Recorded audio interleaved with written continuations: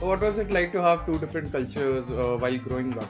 Right? Did it affect, like, you're essentially trilingual, as I can see, right? Or is it polylingual, adding some German and So I'm a very light German, so I might not be able to speak German on this podcast. But yeah, I speak French, Italian. So this is like I always grew up with it, and then like I learned English on the go, right? So I read at university, and it was a completely crazy time. Like it was very like I would barely present myself, and then like I learned on the go, on the fly, with courses, with very hard work. you can't put enough money in marketing, you can't put enough money in your PR, how you're being perceived, right? You need a community, you need people who will come back to you because they like your solution, they like your product, Exactly. right? And you need real And customers. that's Right. And what, you need yeah. real customers, the real customers which actually pay for your product because they love it and they actually use it daily, and you engage with them Mhm. every single day. And this is so you should talk to your customers every single day. You should talk to prospects and current customers every single day. And like if people pay for your product and use it, it really means the world, technically. Right?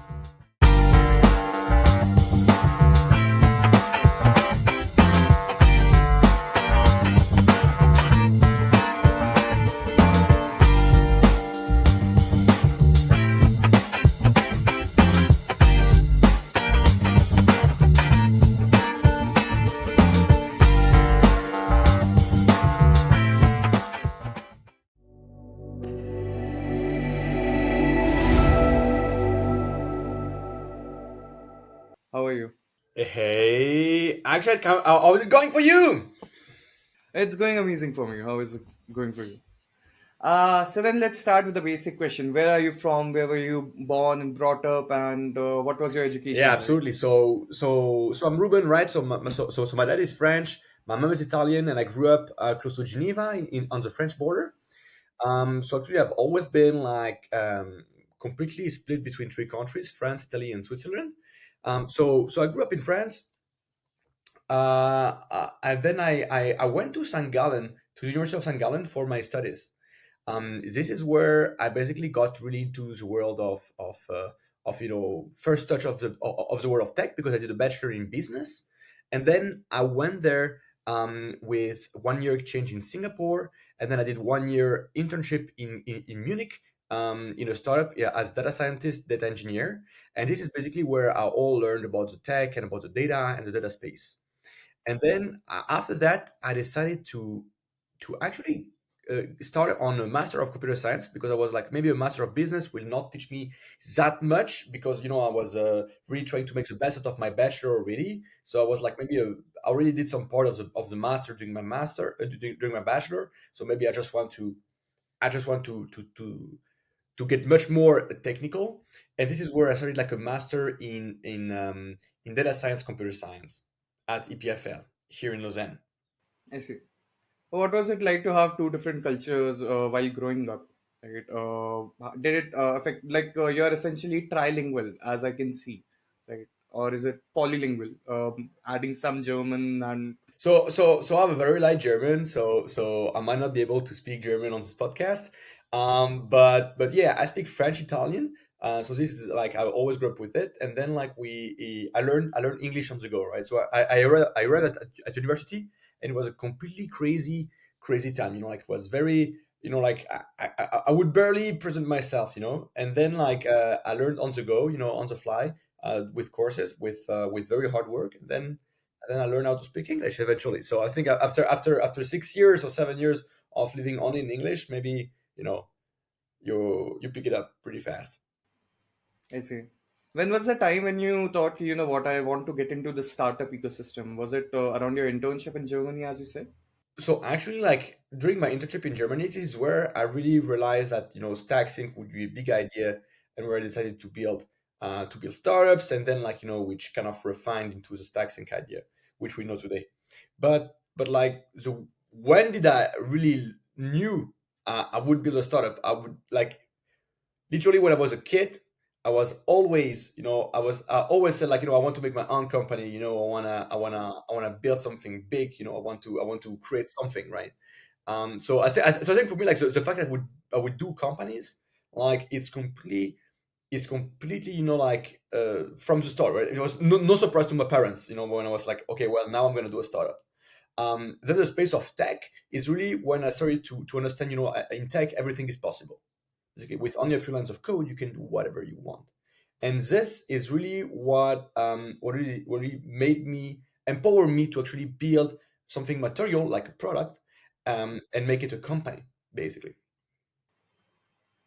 Yeah, I absolutely agree. Like coding is such an inventive space. People can create everything and absolutely anything out of anything, right? You just need to know the basics and you're good to go, right? Add more to it. So, what was Stacksync as an idea? So, I'll just present that anecdote for people who don't know. YC encourages people when they're applying that you should present your startup as so and so. Say, if I'm making a marketplace which is for say engineering, I'd say uh, XYZ startup is like Uber but for engineering, right? So how did Stacksync fit within that frame of words, and what was the origin of the idea itself? So the origin of the idea itself is basically I was helping a Mhm. friend, actually a cousin, to create his company, to set up his company, right? And basically we were in the need of syncing Okay. different systems, right? So Mhm. but like not only in one way, but in two-way sync and in real time, actually, to really have it crisp, right? Data you can trust. And then I was like thinking like, okay, there is no tool which actually do two-way sync on the market. Really, there were no. And actually, like then I was like, okay, maybe I'm just gonna build it myself with only a few coding skills which I know. I tried to use Zapier. I tried to use like Workato. I tried to use like uh, different things, and it was very very hard. So then, like I tried to build myself.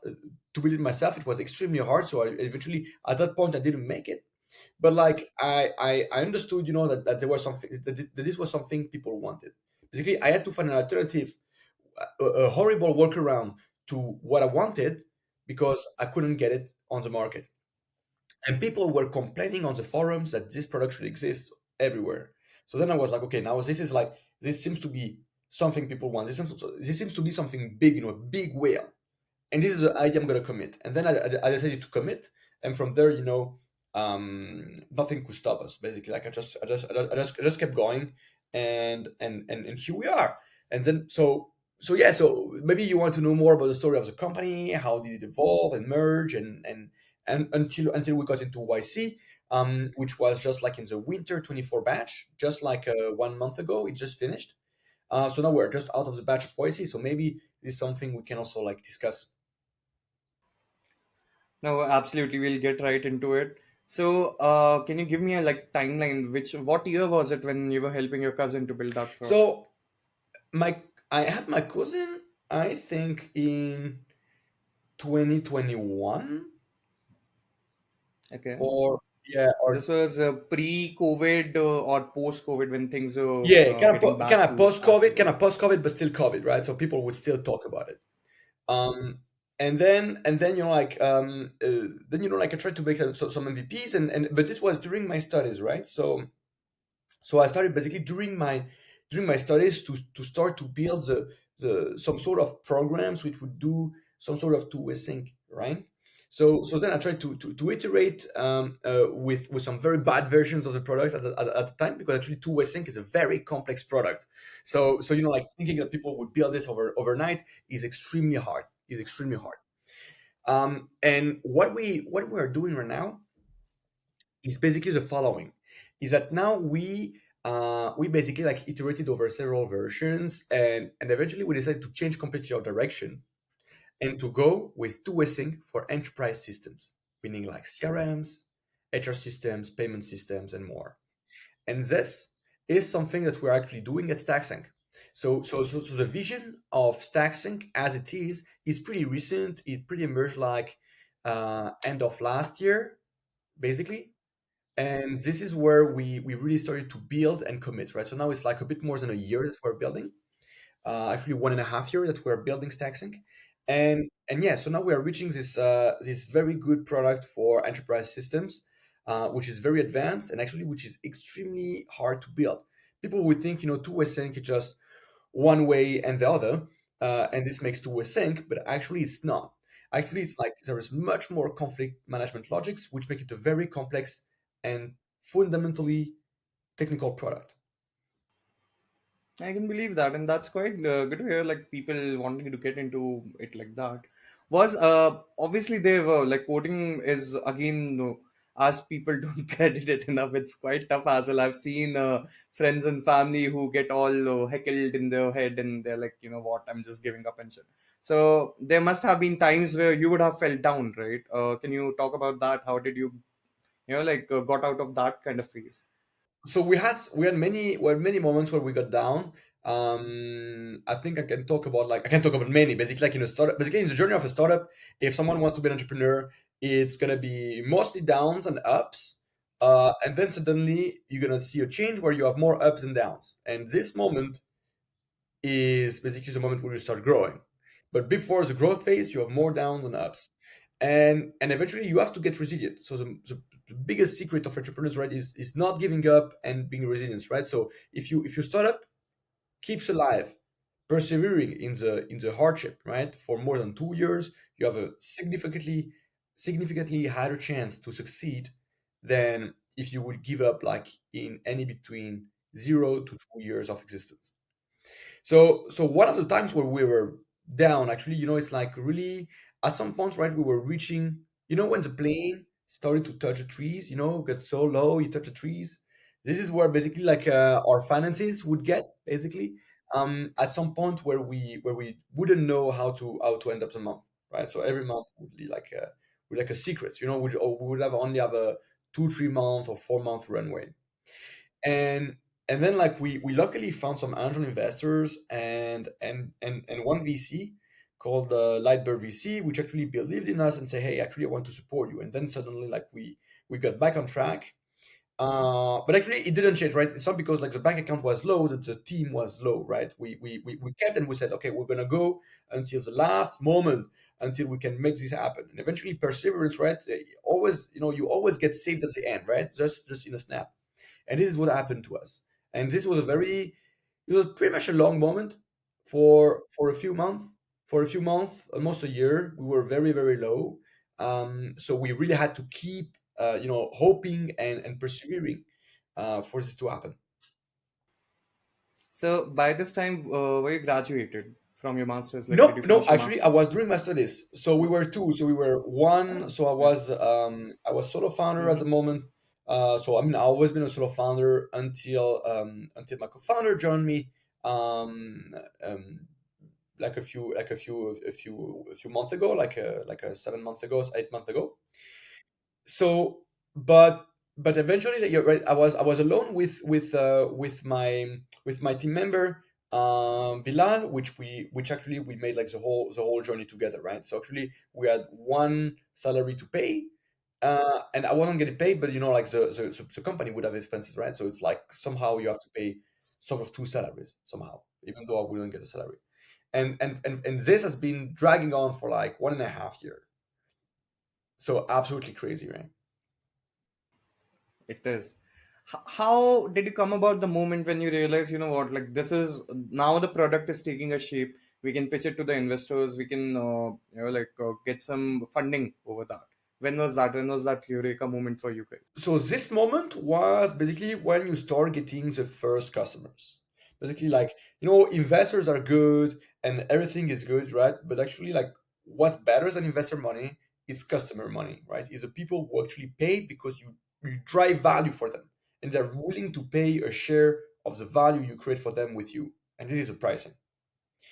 So basically, like, for us, like, what was really like the moment where we could start to pitch to, of course, angel investors. You pitch them like because you know them, and this happens. But like for really VCs, you would pitch it to them like once you have the first sign of traction. I would say first sign of traction, and like, like the first paying customers, which actually pay a decent amount of money, a decent amount of money, and actually like have good experiences with the product. And this is what we want to see, right? So it's like at some point, like, you're not making a product for investors, right? So people who had AI on their slide deck just because it pleases investors and now they can get more funding. Eventually, like this will never go to a good end. Like you have to make something people want, which is like basically the wise slogan, and eventually as well, just if customers like you, investors, the finances, the employees, everything, like everybody will like with your company. But like first, a company is a successful company is not a company that raises money. It's not a company which has a lot of press hype. It's not a company which gets into the incubator programs and does some stuff like that. A successful company is a company which has only one metric: successful customers, and the money is a byproduct of successful customers, and success is a byproduct of money and successful customers. So Yeah, I couldn't agree with you more. And there's something like I guess I have been noticing as a theme. You can't put enough money in marketing. You can't put enough money in your PR, how you're being perceived. Right? You need a community. You need people who will come back to you because they like your solution, they like your product. exactly, Right? and you need real And customers, that's right? And you what. need Yeah. real customers. You know, the Hmm. real customers which actually pay for your product because they love it and they actually use it daily, and you engage with them Hmm. every single day. You know, and this is so you should talk to your customers every single day. You should talk to prospects and current customers every single day. And you know, like if people pay for your product and use it, it really means the world, technically, right? Really, no, I can see, right? Like the way you even started looking at forums, looking at communities, Reddit, Git, is there a solution for this? What you required back in that moment, right? And when you see, okay, there's a real demand, you can actually go and make something out of it, right? Provide that solution to so many others who were in your position in requirement of such a thing. Yeah. That's great. And how has been your is that what has taken you like community management and getting people? What how have you been putting your product forward to such people? So the marketing strategy, actually, we in the initial right, we would just get outbound, you know, like I mean, like we would just go outbound on LinkedIn, on email, you know, and basically initially not try to sell, but just try to get product feedback, you know, like people just try it out and just get feedback, and eventually these people they start using them not because they like it, or they would actually recommend someone because they like the product, but they don't have a use themselves, right? Because the problem with tools like Stacksync is that it's very generic, right? So real time and two-way sync between CRMs and databases, you know, everybody has a CRM and everybody has a database, right? So actually, it's a very generic need. So now, how do you focus on a specific persona? And in the beginning, right, we didn't really understand we had to laser focus on a specific persona. So basically, we're trying just to reach everybody. So spray and pray strategy, right? So we would just shoot emails and LinkedIn messages, and then people would gently give us feedback, you know, and that was it, right? And then you iterate over this feedback. And then at some point, you know, we started to see some people say, "Actually, I like it, and I'm gonna use it." And then like it just went like this, and these people refer to other people, which refer to other people, and then you know it just multiplied like this, and here we are. So actually, like it was more word of mouth right now than Hmm. anything else. You know, any outbound efforts, which we basically stopped for a long time now, and everything is just Hmm. inbound. And I believe you don't have any plans to do ads in the near future So as we well, don't have right? plans to do ads in the future. I mean, at least in the near future, as we just evolve with word of mouth and just the you know the yeah, basically just like the customers just refer us, right? The current customers. So it's just organic growth for now. But at some point, you know, when we're gonna be willing to have more growth, at some point, you know, we're gonna have to boost this up. But actually, right now, the persona that actually uses Stacksync is very diverse, and we cover so many use cases. Actually, Stacksync is such a powerful tool. We have many use cases.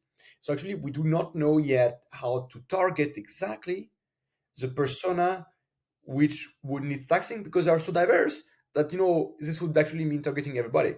So before we just explore the whole space of opportunities and see who actually makes the best out of taxing, and then focusing on it. For now, we just get word of mouth, and actually this is enough to fuel our growth right now. That's right. I mean, we found you like that, right? You didn't have any ads on our timeline and so. But another major factor in finding you, and I would like to emphasize on that, is YC. We have had a few YC startups on board in the previous episodes. And I personally have a affectionate thing for YC, where I find it in its own essence a little democratic, at least in the sense of the startup ecosystem, by the people, of the people, for the people, and so on. Right? How was that like? Like, what was the idea? Like, did you have it in your head since your uni, that I want to get into YC someday, or was it something else that just came about? Now we are doing good. We need to be in a good accelerator, and what's better than YC? So actually, regarding YC, I think it wasn't like something I was born with, and I was like, yeah, I'm gonna go to YC.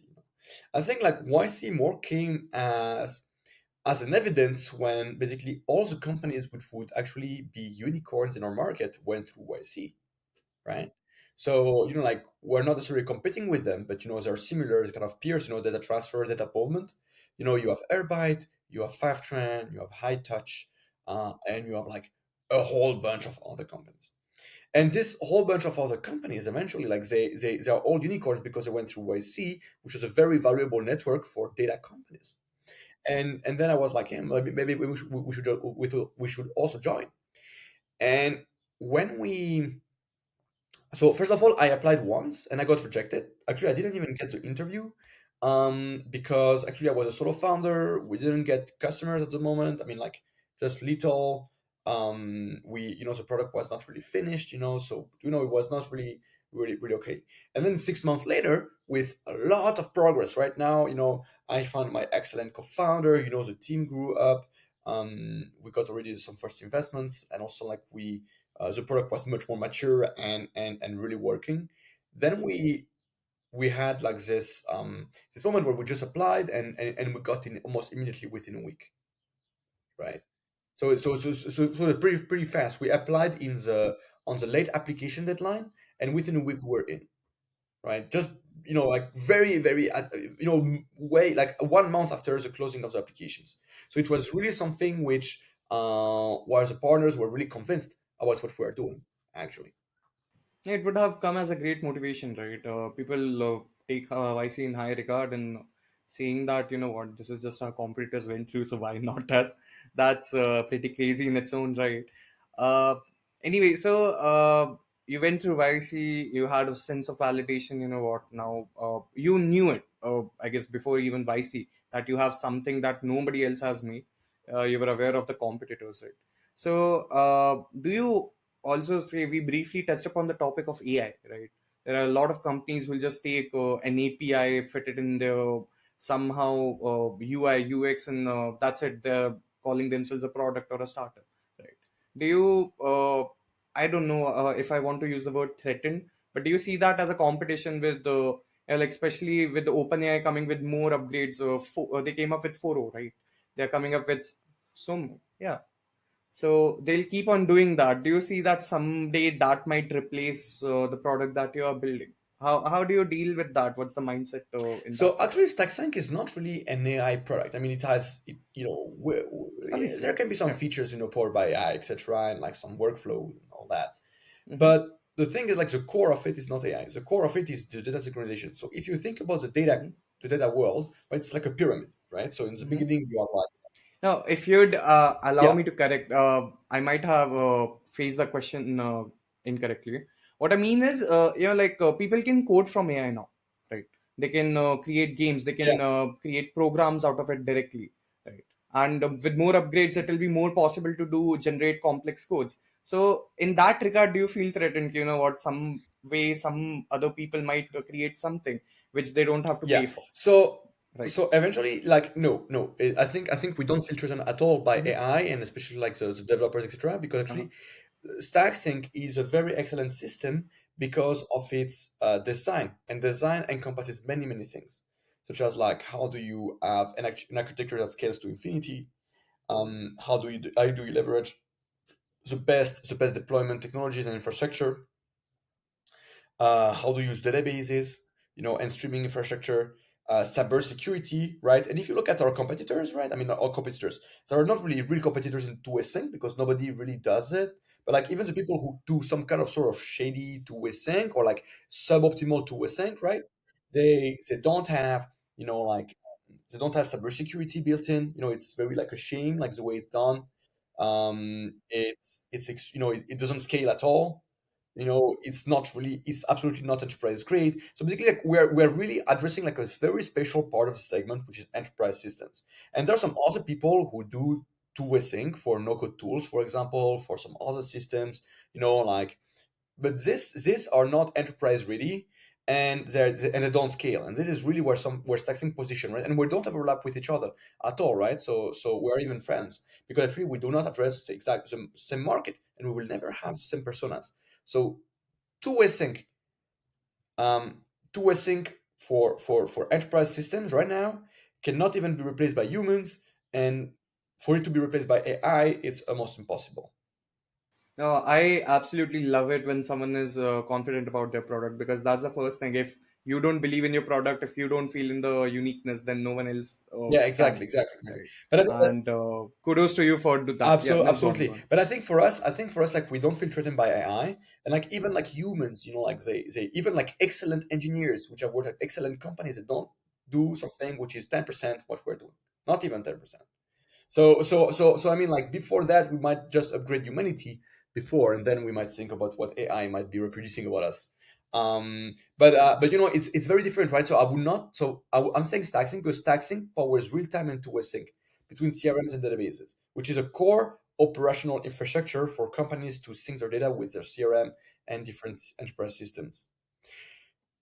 If we would be talking about like an AI company, which is, let's say, an AI document generation or whatever kind of AI topic, I would not say the same thing at all. Like, this is completely different, right? So because like Stacksync is really a hardcore technology which we had to build from scratch. It's like we literally design algorithms, which is not the same as putting a front end together with some AI APIs and then making something which is very good and actually serves a lot of people, right? But actually, like, this can be more and more disrupted by AI because AI becomes easier to implement, right?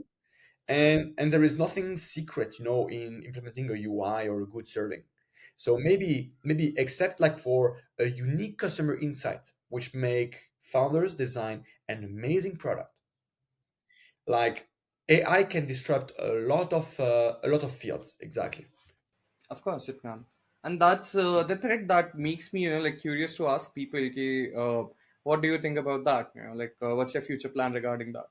But if like, it's good to hear that you guys are confident in your own right. Ki, we are safe from that. So, what's your current market like? Where are you currently situated? What are the user numbers? If you can provide me with that kind of start. How is it going for Stacksync? So Stacksync right now is going pretty well. We are ramping up. We have some customers which use us for more and more use cases, which are more and more, scale use cases, which is very good to use because, like, all of our customers, they increase product usage week over week, which is like pretty good, to see like people love it and they expand the data sync pattern within the organization. They create more syncs, and even for the existing data syncs, they increase the size of these syncs, right? So it's very cool to see that, like, the product gets more and more traction and usage within our current customer base and new customer base. Now the market basically looks like extremely well positioned, right? So we have never been, like, data streaming, real time data and bidirectional data accessibility has never been, so high as a market. So like, companies now, they have AI use cases, as you were mentioning. So they need real time data because, like, they want to feed real time AI models with some data, and then have this feedback into their customers and build engagement, and send immediate AI emails, emails made with AI, which are completely um, customized, right? And they want it to happen in real time. It's not possible to do a once a day or batch job. So this is what Stacksync is really powering, and we see a lot of increasing usage on this direction. I see. So in a way, you can even say that the boom in AI is also gonna, like result in you moving forward, because ultimately these guys might and will end up as your customers, right? Because they need that kind of data Exactly. security. AI really helps us Yep. eventually. Yes, absolutely. Yeah. So, picking on that, and geographically speaking, you're in Switzerland right now, and you would have like a good access to within the EU countries, right? with you also having a background, so you know your stakeholders, you know where to Yeah. contact, you have a good network. Have you entered the North American, South American, and the Asian market So yet? actually, right now, so since YC, we spent like three Mm-hmm. and a half months. Actually more 3 months than 3.5, but we spent 3 months Mm-hmm. in San Francisco. And actually, like so right now, basically, our team will be split between Europe and the US and San Francisco. So as of September, two of our co-founders basically is gonna go into San Francisco, and the rest of our team will stay here in Europe. And then like we're gonna grow the team on both poles, on both sides, like step by step. So actually, we are fully into the American product, into the American market, and most of our users are American. So we have no issue by penetrating both the European and the American market, especially because in Europe we are the only two-way sync solution which can be used in Europe, because I mean, which is generic, right? So excluding some competitors which have been built by CRM companies by themselves, we're the only ones which can be used in Europe because we're the only one which is actually compliant with the regulations here and which has cybersecurity built in. So actually we're very familiar with both markets, and this is also what makes us great, which is like the ability to navigate two different markets simultaneously. No, no, that was actually my next question, which was regulation. So you answered that, within that itself. My next part of that question would be: so the masses are majorly in, like from where I am, right? The subcontinent, the Asian subcontinent, and obviously you have like China, you have Russia. So do you have like any strategy for growth within those parts of the So world? actually, we can grow in any part of the world, and simply because we have built a Mm-hmm. product where users can actually choose which region do they want to use for their processing. So now you can say, for example, say, I want to use Stacksync to async, and I want my data to be processed in Taiwan. I want my data to be processed in Sydney, in Berlin, in Paris, in New York, in San Francisco. And actually, you can choose which region you want to get your data processed.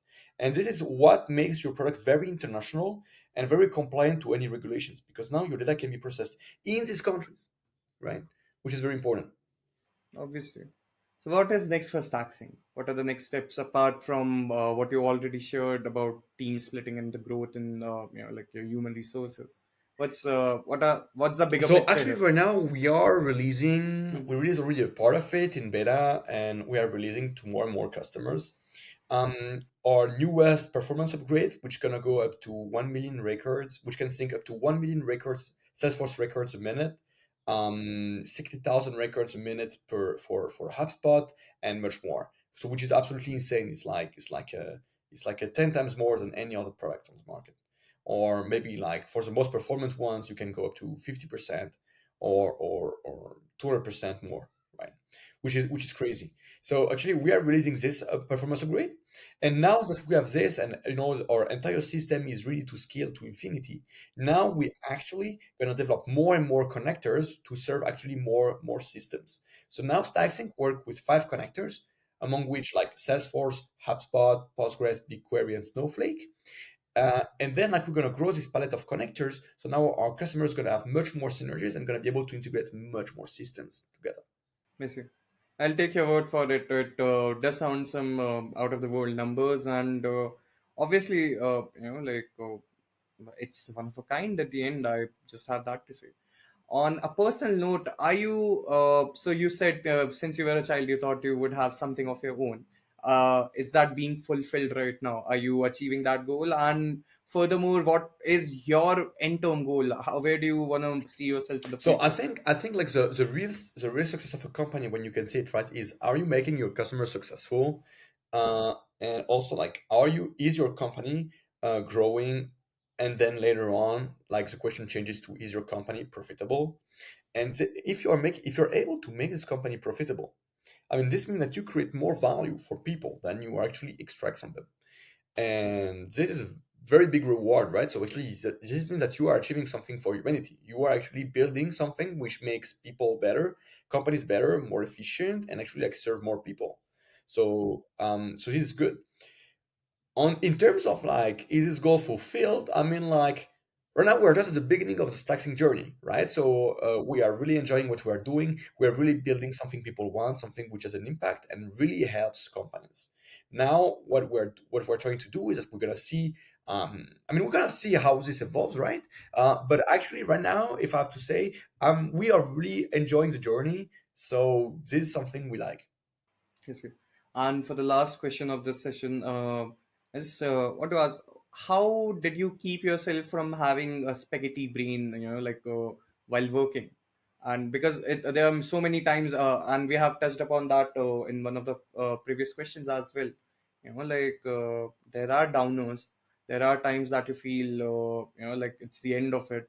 So, what would you suggest people to keep on doing to get out of that? Because everyone tells them, ki you should persevere through that, right? You should push through that phase.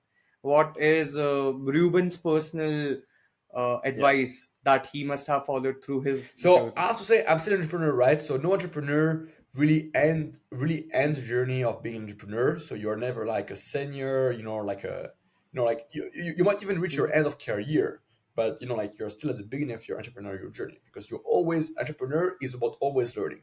And like the goal of an entrepreneur, I mean, if people have problem with failure, entrepreneurship is really not the place to go because entrepreneurship is about failure, right? And it's actually about like getting up faster than you fail. So basically, overall, you fall less than you raise, and this overall becomes like growth, right? So this is a goal, and actually, like as a CEO, right? As a leader of Stacksync, I always get into problems that people can't solve, and once I know how to solve it, I create the playbook and I give it to someone else to now solve. And now I go to another problem, and this problem is again unresolved, right? And actually, you're always learning, and actually, you're always learning, especially when you are young. You're always having problems that you actually don't know how to handle. Sometimes you have technical problems, sometimes you have finance problems, sometimes you have like accounting problems, legal problems, and stuff like this. And basically, you always have problems that nobody ever told you or ever warn you about this. So this is just called experience. So you have to, even in the face of hardship and down and like down periods, right? This is important to know that you have to persevere, right? So perseverance, resilience, and dedication. So a dedication as in the meaning of ruthless execution. These are the three things that you actually really need. You need to ruthless execute because you need to be always there on deck. You have to outwork and outsmart the competition like never before. Like you have to really, if people expect you to deliver 100%, you have to deliver 500%. And anything lower than this is not enough. And you have to train on that rhythm because the day where you only deliver 100% is going to be easy for you. For the others, it's going to be hard, and actually, you're going to be like feeling at home when you just deliver or as well over deliver. So always over deliver with a ruthless execution. Then you have, of course, perseverance because no matter what happens, you continue until you would have no regret if it failed, right? This is a bit like the metric, right? So if you were to stop today, would you have a regret? If yes, don't stop. If you say no, I just tried everything, it's impossible, like I just can't figure out how to make it work, then like probably it's time to pivot or to change direction. But like perseverance usually, I mean, this is something which comes very very late. So basically you have to persevere all the time. And also resilience, I mean, it's most important because like when you execute very very very ruthlessly, right? and you also and you also like persevere all the time, you might hit like roadblocks which seems like mountains. But this is something that you can overcome. It's something that you can overcome, and you have to be resilient, to any hit you might take. That's the most important. And that's a great advice, and I hope it can help a lot of people who watch this, who listen to this, or however they come across Absolutely. this. And with that, I would really like to thank you for your time. Thank you so much, Akshat. Thank We you so have much been to you. on and off. Yeah, yeah. So thank you so much, Ruben, and All right. have a great year ahead. Congratulations on the YC, and Yeah, I hope to stay in touch and let's do this again Let's sometime. keep building. Thank you.